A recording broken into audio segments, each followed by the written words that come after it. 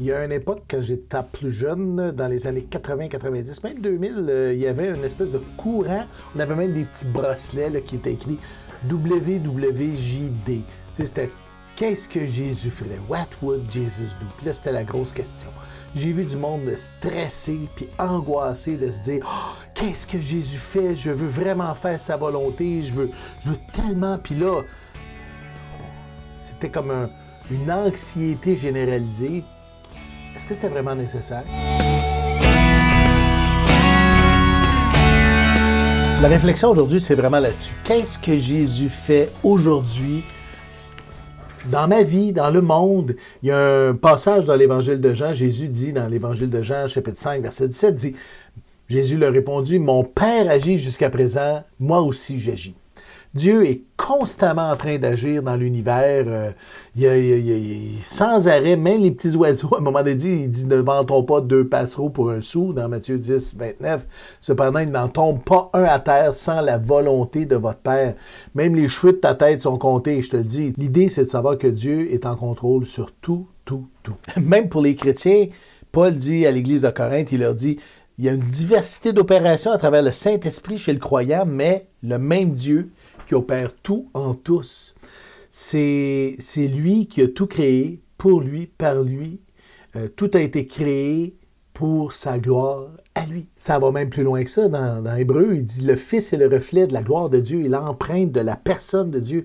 Il soutient toutes choses par sa parole puissante. » Il soutient toutes choses par sa parole puissante. Jésus en fait bien des affaires. Dans une journée, je peux te dire que son agenda est très occupé. Donc, on vient au fameux petit bracelet. Que ferait Jésus à ma place? Des fois, on a toutes sortes de questions qu'on se pose. Par exemple, quel travail je vais prendre? Quelle direction je vais prendre? C'est comme si on cherchait comme avec un GPS. Tourne à gauche, tourne à droite, va tout droit, recule. Puis là, ça crée une espèce d'angoisse parce que c'est bon, on ne veut pas déplaire à Dieu. On veut être avec lui, mais en même temps, Dieu ne veut pas qu'on soit des robots non plus. Il nous laisse avec un libre arbitre. Et surtout quand on est chrétien et que l'Esprit Saint nous habite, il y a cette petite voix qui est là pour nous instruire et nous montrer tout ce qu'on est, tout ce qu'on doit faire. Donc, la base de ça, c'est pas tant qu'est-ce qu'on fait, mais qu'est-ce qu'on est. À un moment donné, je me suis demandé, qu'est-ce que Dieu veut?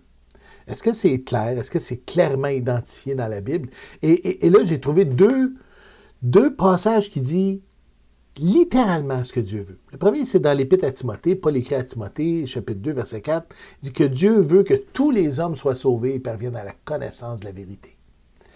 Ça fait partie de sa volonté, jusqu'à la croix, on peut comprendre. Là, donc, la volonté de Dieu, c'est que tous les hommes soient sauvés et parviennent à la connaissance de la vérité. La réalité, c'est que ce n'est pas tous les hommes qui en veulent de cette vérité-là, mais le désir de Dieu, et j'en parle constamment dans mes capsules d'adorateurs, Dieu veut que les hommes soient sauvés. Il est allé jusqu'à mourir pour chacun de nous. Il y a un autre passage super intéressant dans l'Épître aux Thessaloniciens, chapitre 4, verset 3. Il dit « Ce que Dieu veut, c'est votre sanctification. » Bon, on part avec ça. Qu'est-ce que Jésus veut? Jésus veut que tous les hommes soient sauvés. Et il veut que toi, tu te sanctifies. Qu'est-ce que ça veut dire, ma sanctification? Ça veut simplement dire que tu sois à part pour lui, que tu sois comme un vase d'usage sacré, que tu laisses le Saint-Esprit te transformer de l'intérieur pour que tu reflètes à l'extérieur le caractère et les actions de Jésus. Que tu sois ses mains, son caractère dans ce monde souvent sombre. L'implication, c'est que Jésus est notre référence et on prend du temps avec lui pour apprendre à bien le connaître. On se laisse imbiber par sa parole. J'aime le mot « imbiber » tout le temps parce que c'est un peu comme si on marinait dedans. On prend la saveur, on finit par être une espèce d'osmose avec ce que Dieu aime, ce que Dieu est. L'idée, c'est pas tant de répéter des commandements et de faire d'obéir à des ordres, mais plutôt d'être ce que Jésus est dans ce monde. Et Dieu a commencé par le bon bout. Il est venu dans notre cœur pour reproduire ce qu'il est dans notre monde. Parce que ce que Dieu veut, c'est que tous les hommes soient sauvés.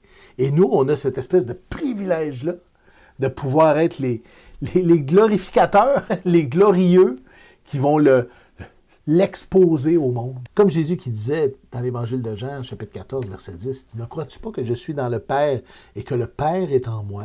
Les paroles que je vous dis, je ne les dis pas de moi-même, et le Père qui demeure en moi, c'est lui qui fait les œuvres. » Et ça, c'est le but de l'affaire.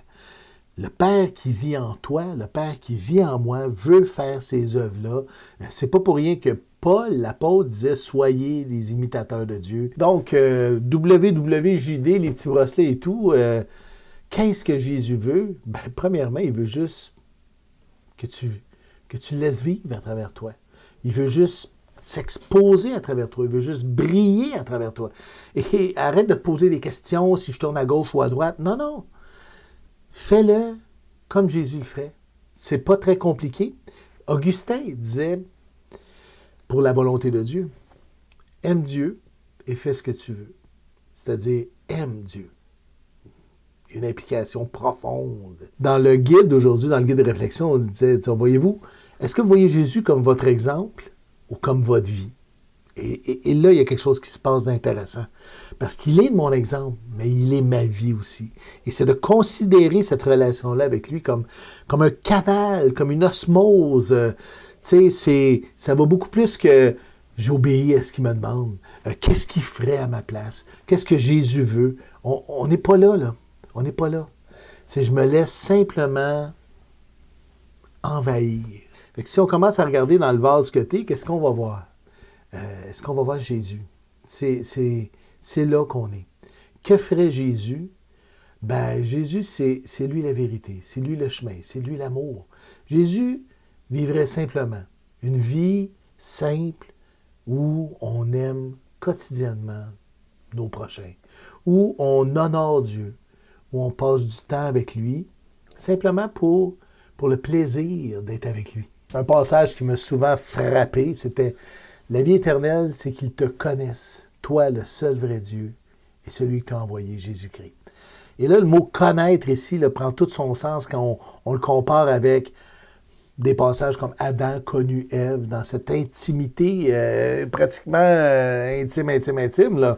Et c'est exactement ce que Christ a fait, ce que Jésus a fait.